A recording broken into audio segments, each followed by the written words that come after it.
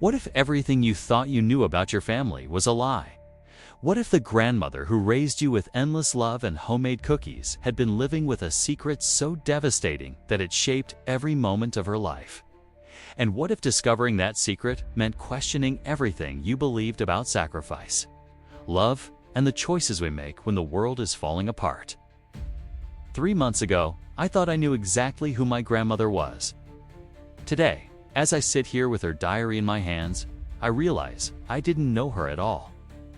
My name is Michael, and this is the story of how cleaning out my grandmother's attic after her funeral led me to discover a truth so painful, so impossible, that it's taken me weeks to find the courage to tell it. Grandma Rose passed away on a Tuesday morning in October, the kind of crisp autumn day she always said reminded her of her childhood in Poland.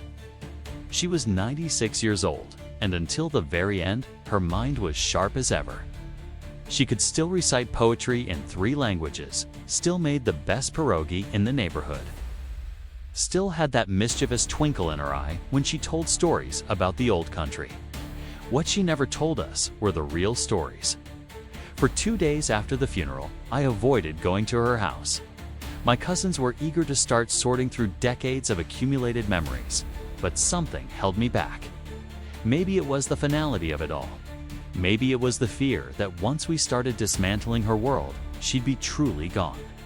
When I finally worked up the courage to visit, the house felt different. Empty, but not just because she wasn't there. It felt like it was holding its breath, waiting for someone to discover what it had been keeping secret all these years. I started in the attic, figuring that would be the easiest place to begin. Just old Christmas decorations and dusty photo albums, right? Nothing too emotionally overwhelming. I was wrong. Hidden behind a stack of moth-eaten winter coats, I found a small wooden box that I'd never seen before. It was about the size of a shoebox, made from what looked like cherry wood, with intricate carvings along the edges. The craftsmanship was beautiful, clearly handmade by someone who had taken great care with every detail. Inside the box, wrapped in a piece of faded silk, was a leather-bound diary. The leather was soft and worn, like it had been held and handled thousands of times. The pages were yellowed with age, and when I opened it, the smell hit me immediately: old paper, pressed flowers, and something else. Something that reminded me of Grandma's perfume, but fainter, sadder somehow. The first entry was dated September 3, 1939, the day Germany invaded Poland. From Rose's diary, September 3, 1939. Today, the world changed forever. The planes came at dawn, and by nightfall, nothing will ever be the same. Papa says we must be brave, that this will pass like all the other troubles we've survived, but I can see the fear in his eyes. Mama hasn't spoken since we heard the first explosions. I'm writing this by candlelight in the cellar, listening to the sounds of war approaching our little village. Stefan promised he would come back for me before the fighting reached us. I pray he keeps his word. I pray God keeps him safe.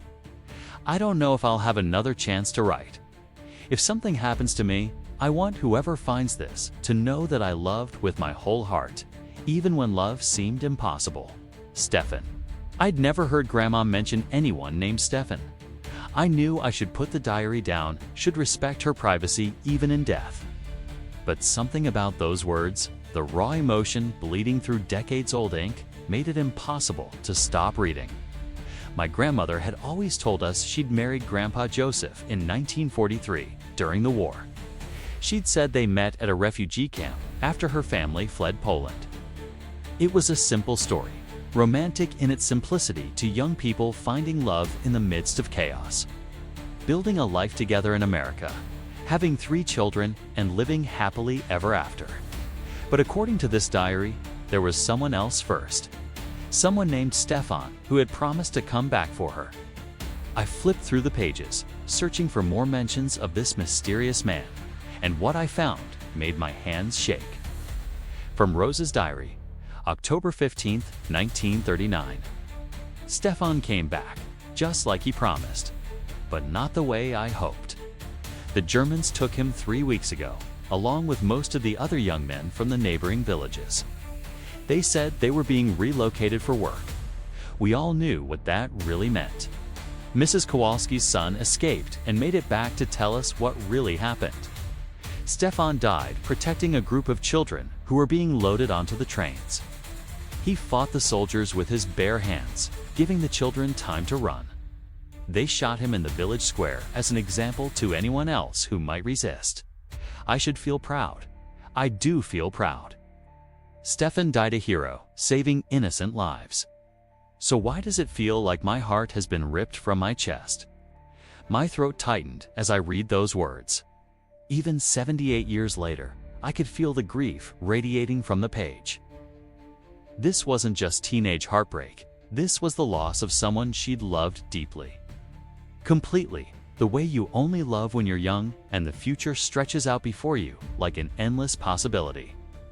But that wasn't the painful truth the diary was hiding. That was just the beginning.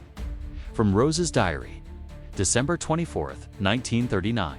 It's Christmas Eve, and I have news that changes everything. I'm carrying Stefan's child. I've known for weeks, but couldn't bring myself to write it down. Writing it makes it real, and I wasn't ready for this to be real. Mama cried when I told her. Not tears of joy, but tears of terror. An unmarried mother in our village was scandalous enough in peacetime. During war, with resources scarce and everyone suspicious of everyone else, it could be dangerous. But this baby is all I have left of Stefan. The only proof that our love existed, that it mattered. I will protect this child with my life, even if it costs me everything else. I had to set the diary down and take a deep breath. Grandma had been pregnant before she married Grandpa Joseph. She'd had a child with someone else, someone who died in the war. None of this made sense. My mother was born in 1945, my aunt in 1947, my uncle in 1949. There was no missing child in our family history. No older sibling we'd never heard about. What had happened to Stefan's baby? From Rose's diary, March 8, 1940. The baby came early this morning. A boy, perfect and beautiful and so much like his father that it took my breath away. I named him Tomasz Stefan, after both his grandfathers. But he's not mine to keep. Papa made the arrangements weeks ago. There's a family in the next village, the Nauzaks, who lost their own son to influenza last winter. They're good people, Papa says. They'll raise Tomasz as their own. Give him opportunities we could never provide in these times. I held him for exactly 3 hours. I memorized every tiny finger, every soft breath, the way his eyes opened just once to look at me. I told him I loved him. I told him about his father, about how brave and good Stefan was. Then I gave him away. Mrs. Novak promised to tell him someday, when he's older, when the world is safer. She promised he would know that I loved him but couldn't keep him. She promised, but promises don't make this any easier. My arms feel empty. My heart feels empty.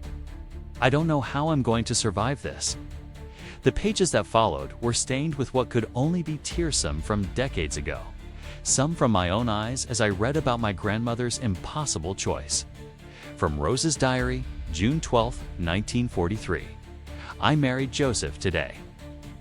He's a good man, kind and gentle and patient with my silences. He knows there are parts of me I cannot share, and he doesn't push.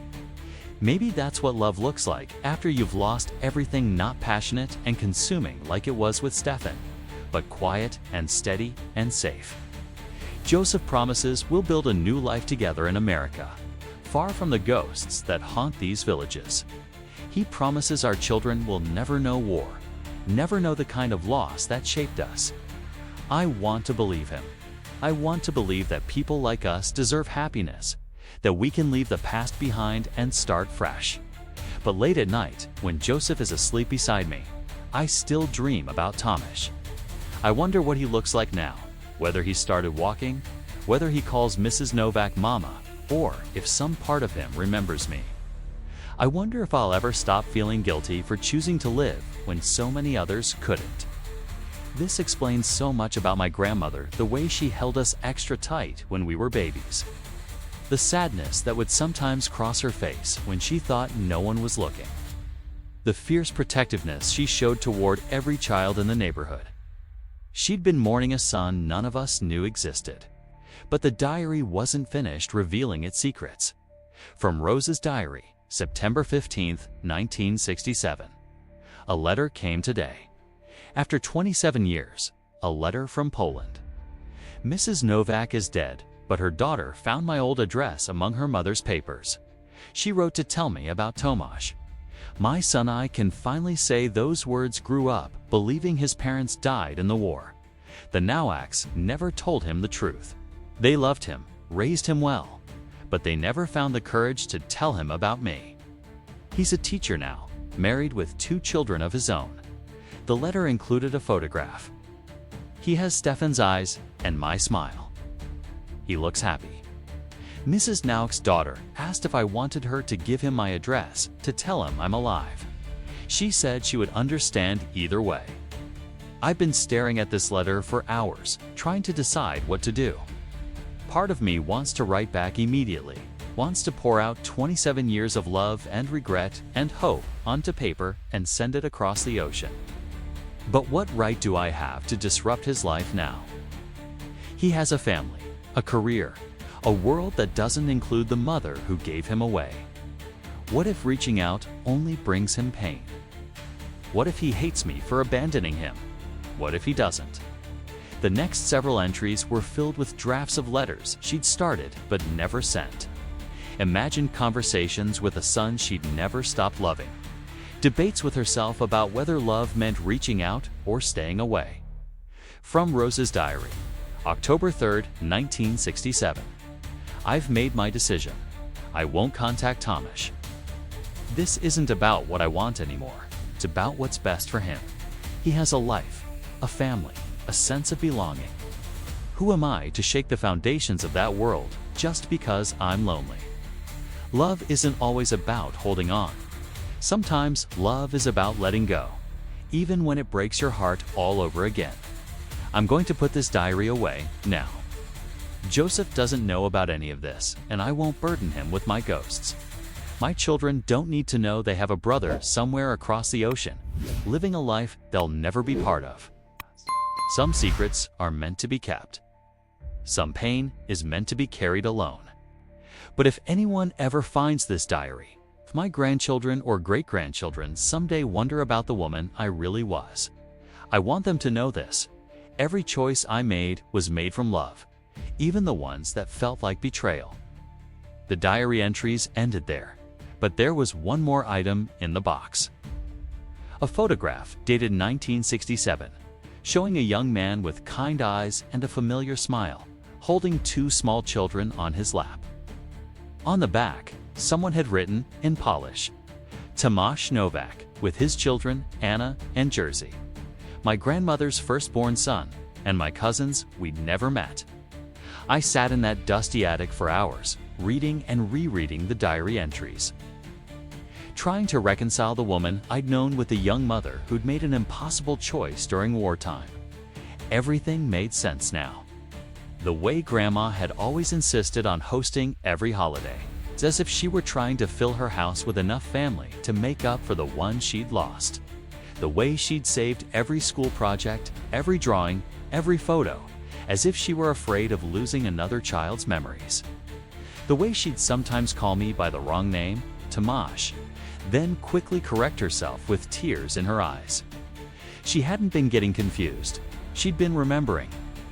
I thought about all the times I'd seen her staring out the window with that distant expression, and I realized she wasn't just remembering the past. She was wondering about the son she'd given up, whether he was happy, whether he ever thought about the mother who'd loved him enough to let him go. The next few weeks passed in a blur of moral confusion. Should I try to find Tomasz? Did I have the right to contact him when my grandmother had deliberately chosen not to? Would reaching out honor her memory or betray her wishes? I found myself researching Polish genealogy websites, trying to trace the Novak family, looking for any mention of Tomasz. But every time I got close to finding real information, I stopped myself. This wasn't just about satisfying my own curiosity.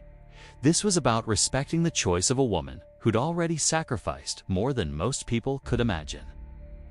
But then I found the second box, hidden in the very back of Grandma's closet. Behind her winter coats and boxes of old Christmas ornaments was another wooden box, smaller than the first, but carved with the same careful attention to detail.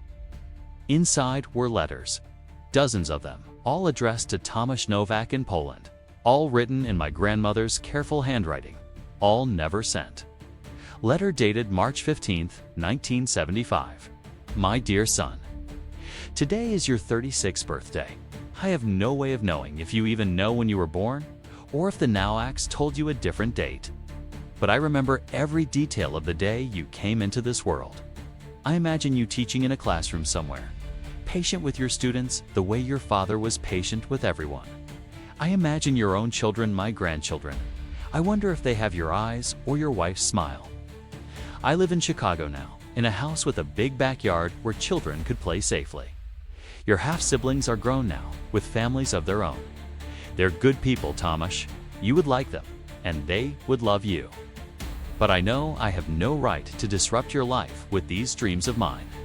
You have your own family, your own story. I'm just a ghost from your beginning. I love you, my first son.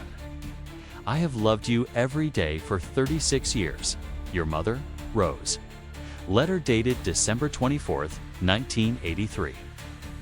My dear Tomasz, it's Christmas Eve, and I'm thinking about the last Christmas I spent in Poland, when you were just a baby growing inside me. I was so scared then, but also so full of hope. Hope that you would survive, that you would be loved, that you would have a better life than I could give you.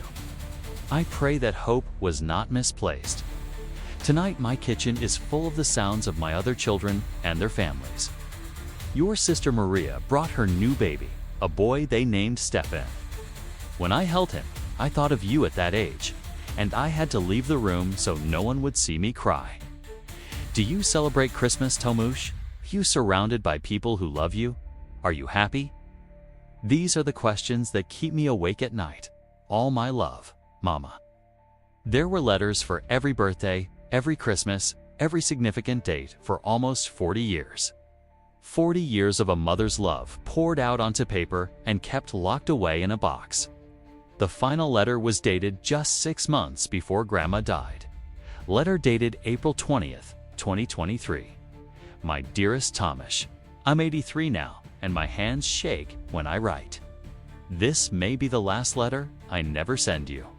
I've been thinking about legacy lately, about what we leave behind when we're gone. Your half-siblings will remember me as their mother, their grandmother. My great-grandchildren will grow up with stories about Babushka Rose, who made the best pierogi and always had candy in her pockets. But you'll never know any of those stories. You'll never know that I kept a photo of you on my nightstand for 56 years, or that I lit a candle for you every year on your birthday, or that not a day went by that I didn't wonder about you. Maybe that's for the best. Maybe some love is meant to exist in silence, in the space between what was and what could have been. If you're reading this somehow, someday, I want you to know that giving you up was both the hardest and the most loving thing I ever did. I want you to know that Stefan, your father, was the kind of man who died protecting children he didn't even know. You carry his courage in your blood. And I want you to know that you were never forgotten, never unloved, never less important than the children I kept. You were my first love story, Tomasz, the first proof that my heart was big enough to love someone more than myself. Be happy, my son. Be at peace.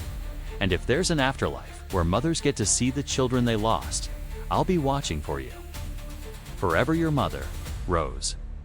By the time I finished reading, my face was wet with tears, mine and hers, separated by decades, but joined by the same overwhelming grief. I made a decision that night that I'm still not sure was right. Using the genealogy websites and Polish public records, I tracked down the Novak family. It took weeks of searching, but I finally found him. Tomasz Nowak, now 74 years old, living in Warsaw with his wife of 48 years, retired mathematics professor, just like Grandma had imagined. Father of 3, grandfather of 7. I wrote him a letter in English and had it translated into Polish. I told him about finding the diary, about discovering he had a half-family in America, about a mother who had loved him silently for 84 years. I included copies of some of the diary entries, some of the letters she'd never sent, and the photograph she'd kept on her nightstand. I didn't know if it was the right thing to do. I still don't. 3 weeks later, I received a response. It was written in careful English, and I could tell he'd taken great care with every word. Dear Michael, your letter has answered questions I have carried my entire life. The Nowaks were good people who gave me a wonderful childhood, but I always felt there was something missing, some piece of my story that didn't quite fit. Now I understand. Please know that I hold no anger toward Rose toward my mother for the choice she made. War makes monsters of good people and forces impossible decisions on those who survive. She gave me life twice, once when she carried me, and once when she found the courage to let me go. I have spent 74 years wondering about the woman who gave birth to me, to learn that she thought of me every day, that she kept my photograph, that she wrote letters she never sent. It fills an emptiness I didn't even know was there. I would like to know more about her, about our family. If you are willing, I would like to know about my American siblings, about the life she built after the war. And I would like you to know about mine, your Uncle Tomasz. Attached to his letter were photographs spanning decades. Tomasz, as a young man, as a father, as a grandfather. Pictures of the family Grandma never got to meet, the life she never got to be part of, but had made possible through her sacrifice. In every photo, he had her smile. We've been corresponding for 2 months now. Tomasz is planning to visit Chicago next spring to see the house where his mother lived, to meet the siblings he never knew he had, to finally close the circle she'd kept open for 8 decades. My mother cried for 3 days when I told her about the diary, about the brother she'd never known existed. She carried that pain alone for so long, she kept saying. Why didn't she trust us to love her anyway? But I think I understand why Grandma kept this secret. Some stories are too big, too painful, too complicated to share while you're still living inside them. Some love can only be fully revealed after the person carrying it is gone. In keeping Tomasz's existence a secret, she protected him from the disruption of learning about a mother who'd given him away, her other children from the guilt of being the ones she'd kept, and herself from having to relive the most painful decision of her life over and over again. The diary revealed a painful truth, but not the kind I'd expected. The pain wasn't in betrayal or deception, was in the depth of sacrifice a young mother had made in impossible circumstances. My grandmother wasn't the simple gentlewoman I'd thought I knew. She was complex, brave, heartbroken, and fierce in her love. She was a woman who'd given up her first child to save him, then spent the rest of her life loving him from a distance while building a new family without ever forgetting the one she'd lost. She was a woman who understood that sometimes the greatest act of love is letting go, even when it destroys you. Every time I make pierogi now, I think about her hands teaching me to fold the dough. And I wonder if Tomasz's wife makes them too. Every time I light a candle, I think about the candles she lit for him every birthday, lone in her kitchen, while the rest of us celebrated other things. And every time I hold my own children, I understand a little more about the impossible weight she carried, the knowledge that love isn't always enough. That sometimes protecting the people you love means making choices that break your own heart. Next month, when Tomasz arrives in Chicago, we're going to visit Grandma's grave together. I'm going to tell her that her first son grew up to be exactly the kind of man she'd hoped he'd become: kind, intelligent, surrounded by love. I'm going to tell her that her secret is safe with us, that we understand why she kept it, and that we love her more, not less, for the sacrifice she made. And I'm going to tell her that sometimes the most painful truths are also the most beautiful ones, that love can survive any distance, any separation, any amount of time. Her diary didn't reveal a shameful secret or a family scandal. It revealed the truth about what love looks like when it's tested by circumstances beyond our control. It looks like a young mother giving up her child to save him. It looks like 40 years of letters, never sent, but always felt. It looks like a photograph kept on a nightstand, a candle lit every birthday, a heart that never stopped loving, even when love meant letting go. The painful truth in my grandmother's diary wasn't about the past. It was about the present, about all the love we carry in silence, all the sacrifices we make that no one sees, all the ways we keep people in our hearts, even when we can't keep them in our lives. That's the kind of love that changes you. The kind of love worth remembering. The kind of love worth sharing. If this story touched your heart, if it reminded you that the people we love are often carrying stories we know nothing about, please subscribe to top_life_stories. Because every family has secrets, but not all of them are meant to divide us. Sometimes they're meant to show us just how deep love can go.